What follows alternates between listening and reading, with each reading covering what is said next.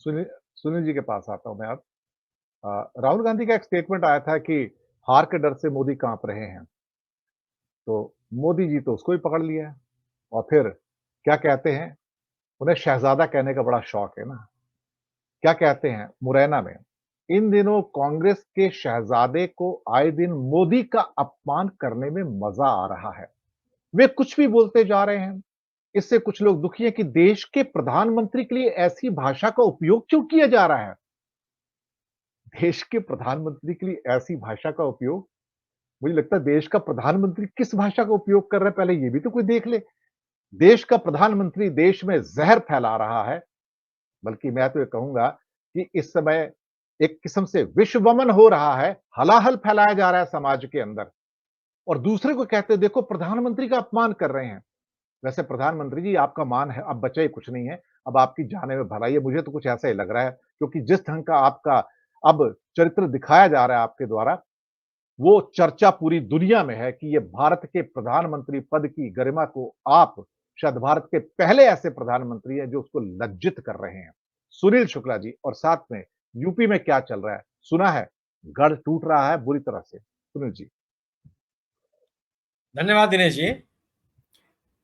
कम से कम अपने स्मृतियों में मैं जवाहरलाल नेहरू जी को हमने देखा नहीं है, शास्त्री जी को भी हमने नहीं देखा।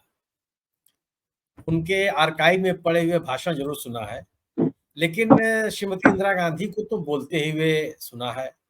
उनसे मैं मिला भी हूँ, उनसे बात भी की है और लगभग उसके बाद के लगभग सभी प्रधानमंत्रियों से मिला हूं मैं और सुना भी। मेरी स्मृतियों में कभी भी कोई भी प्रधानमंत्री के शब्दावली या भाषण चुनाव के दौरान, चुनाव के बाद लोकसभा में कभी ये सुनाई नहीं पड़ा। ये कहा जा रहा था कि प्रधानमंत्री का भाषण मतलब वो मान्यता रही है कि अंतिम सत्य है, वो व्यक्ति झूठ बोल ही नहीं सकता, वह व्यक्ति तथ्यहीन बात कर ही नहीं सकता, उस पद पे बैठा हुआ व्यक्ति आधारहीन बात कह ही नहीं सकता। लोग कहते थे कि प्रधानमंत्री ने ये बात कही है, लेकिन आज की स्थिति में यह बात बेमानी होती चली जा रही है और मेरा अपना ये मानना है कि आप तथ्यहीन और आधारहीन बात करके चुनाव को अपने पक्ष में नहीं कर सकते, संभव नहीं है। और भी तब जब आप 10 साल से सत्ता में। प्रधानमंत्री जी कह रहे हैं कि इनहेरिटेंस टैक्स भारत सरकार लगाएगी, कांग्रेस की सरकार लगाएगी। अरे 1985 में इस टैक्स को खत्म कर दिया था राजीव गांधी की सरकार, इसी कांग्रेस की सरकार थी कि कोई टैक्स नहीं लगेगा। जो राकेश जी ने कहा कि प्रीवर्स कांग्रेस की सरकार ने खत्म किया। किन किन कैसे से निर्णय लिए जो जनहित में थे और कहा किसने कह दिया। अगर मैं सैम पित्रोदा का वो स्टेटमेंट इंटरव्यू भी मैंने कई बार पढ़ा, कहीं उन्होंने नहीं कहा कि हम लागू करेंगे। कई अमेरिका में ये विचार का विषय है, लेकिन जो जनता तय करे, वो तो नहीं कर रहे कि नहीं उसको लागू कर देंगे जनहित में जो होगा। और गरीब आदमी हमारी प्राथमिकताओं में है, बात भी नहीं करेंगे आप दुनिया में क्या चीजें चल रही हैं और किस अन्य चीजों से आप कितने अलग हैं। और सैम पित्रोदा एक संगठन में कोई व्यक्ति हो सकते हैं। एनडीए सरकार के तो वित्त राज्य मंत्री ने कहा था कि हम इस केस को लागू करेंगे, जयंत सिन्हा जी ने, और ये रिकॉर्ड है। उसमें अरुण जेटली साहब वित्त मंत्री थे, उन्होंने इसे खंडन भी नहीं किया था। ये तो आपने साफ साफ भी कहा था और सरकार में रहते हुए कहा था। अरुण जेटली जी जैसा कद्दावर वित्त मंत्री के रहते हुए और सरकार के किसी व्यक्ति ने उसका खंडन नहीं किया। आप तो बाकायदे घोषणा कर रहे थे कि नहीं ये लागू होना चाहिए और अब लागू करेंगे। आप कैसे कह सकते हैं कि कांग्रेस ने कभी भी अपने घोषणा पत्र में कहा और नहीं कहीं कहा कि इसके लिए हम प्रतिबद्ध है।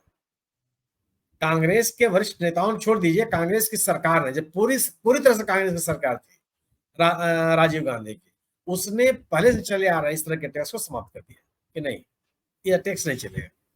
आगे चल करके उस समय विश्वनाथ प्रताप सिंह जी वित्त मंत्री थे और ये कहा गया था कि यह जो टैक्स है इसके वो जितना पैसा इसमें मिलता नहीं है उससे ज्यादा तो प्रशासनिक व्यय है।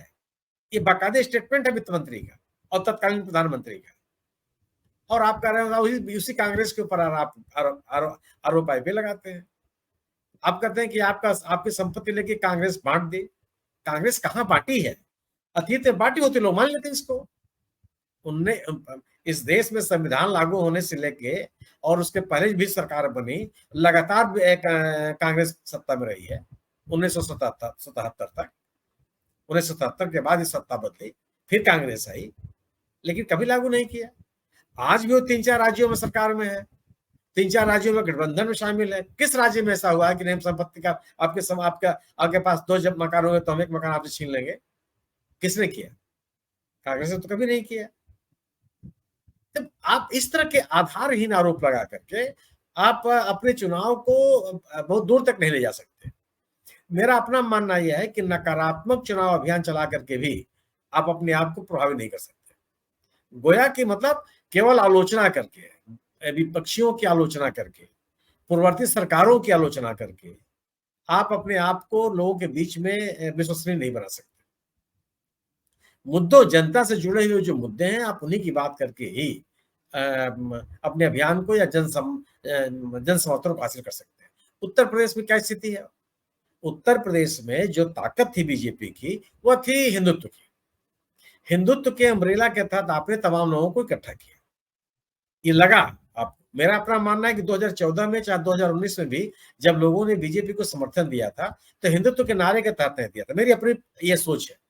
यह केवल ये था कि आप एक नया भारत बनाने की बात कर रहे थे और यूपीए सरकार के कथित भ्रष्टाचार, पॉलिसी पैरालिसिस और तमाम तरह के जो आरोप थे, उनसे आगे निकलने की बात कर रहे थे।